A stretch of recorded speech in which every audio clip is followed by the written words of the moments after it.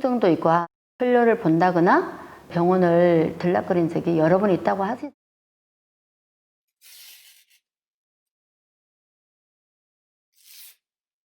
안녕하세요. 기저귀 일상인 님님입니다. 이번에는 여성들의 말 못할 고민, 방광염에 대해서 이야기를 해볼까 합니다. 제가 두 가지 사례를 말씀드릴 텐데요. 한 분은 7년 정도 된 지인이 있었어요. 호가기를 하는데 늘 보면 손님들이 찾아오고 하니까 소변을 많이 참는 경향이 있었어요. 가끔 이렇게 배가 아프다고 그런 소리를 많이 들은 적이 있어요. 어느 날 밤 11시가 됐는데 저한테 다급하게 전화가 걸려왔어요.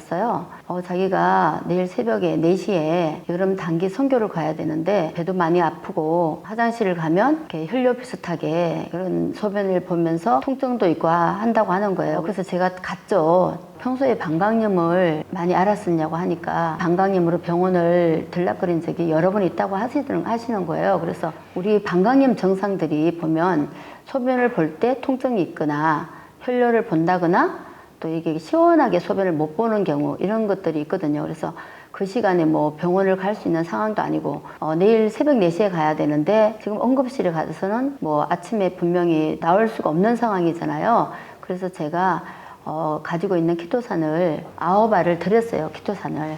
이 키토산을 9알을 이제 그분한테 드리고 뭐 약은 아니지만 항균 작용이라든지 항바이러스라든지 그 다음에 염증 같은 걸 잘 잡아주니까 이거를 한번 드셔보시라고 제가 권했어요.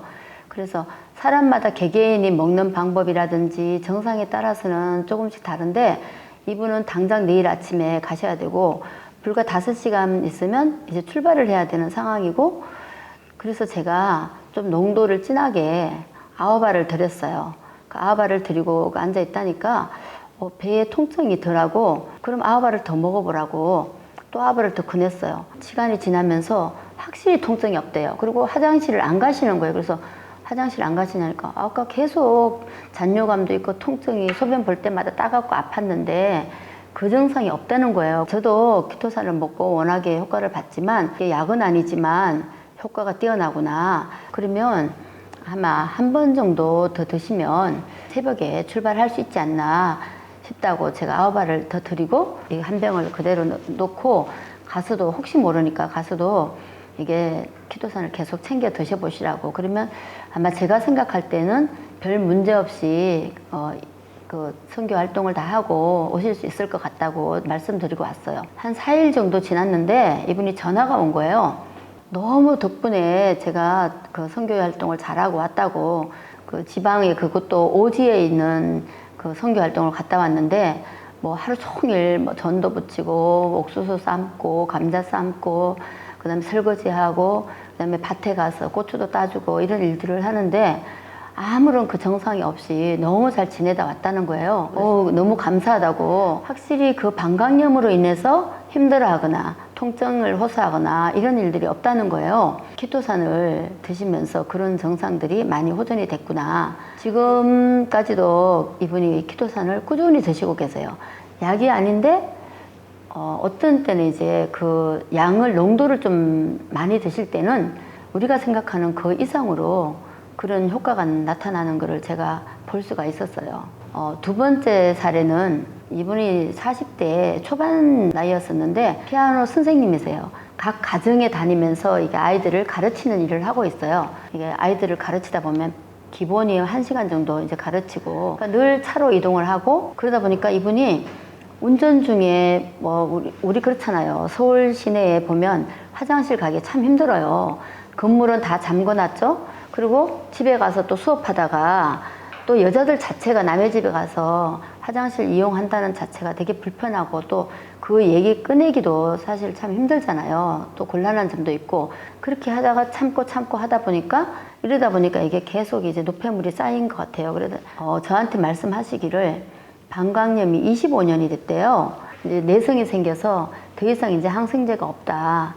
그러면서 근본적인 그런 생활 습관이라든지 이런 걸 바꿔보라고 선생님이 말씀을 하셨다고 그러더라고요. 그래서 제가 너무 안타까워서 제가 키토산이 항염 작용이라든지 그 다음에 항바이러스라든지 그 다음에 그 노폐물을 흡착해서 배출하는 능력이 워낙 뛰어나니까 키토산이 물론 약은 아니다. 근데 제가 경험을 했고 제 주변에 방광염으로 인해서 그런 선생님처럼 이렇게 그렇게 통증이라든지 수시로 방광염이 와서 힘들어하는 분들이 그 치유된 사례들이 너무나 많이 있어요. 그러니까 이걸 한번 드셔보시라고 제가 권했어요.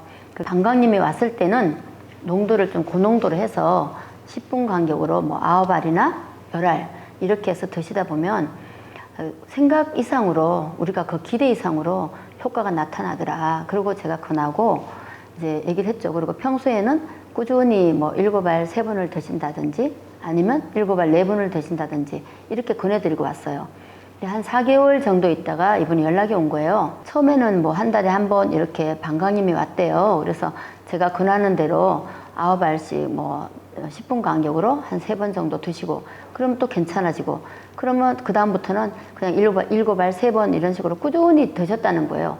이제 한 4개월 정도 돼서는 이제는 그 증상이 없다는 거예요. 방광염 증상이. 그래서 근데 약으로 자기가 25년 동안을 약을 먹어도 이게 치유가 안 됐는데 그 키토산 정말 신기하다고 남편도 야 그거 너무 신기하다고 그 약보다도 더 나은 것 같다고 남편이 그랬다는 거예요. 이제 뭐 여러분들도 뭐 아시는 분도 있고 또 잘 모르시는 분도 있겠지만 여성들은 남성들하고 좀 다르게 요도가 상당히 짧아요. 짧고 항문하고 이게 굉장히 가깝게 있어요. 그러다 보니까 그 대장에 있는 장내 세균들이 요를 통해서 이렇게 오는 거예요. 그래서 방광염이 오는데 키토산이 항염 작용이 굉장히 뛰어나요.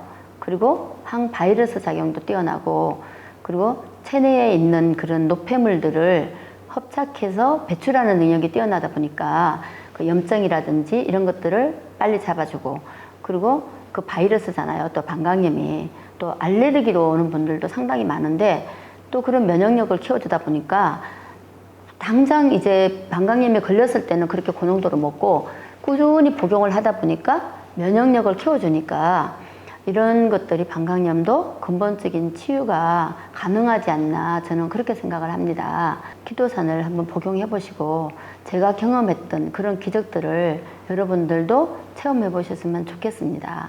다음에는 요실금에 대해서 이야기를 나눠볼까 합니다. 좋아요, 구독 눌러주세요. 감사합니다.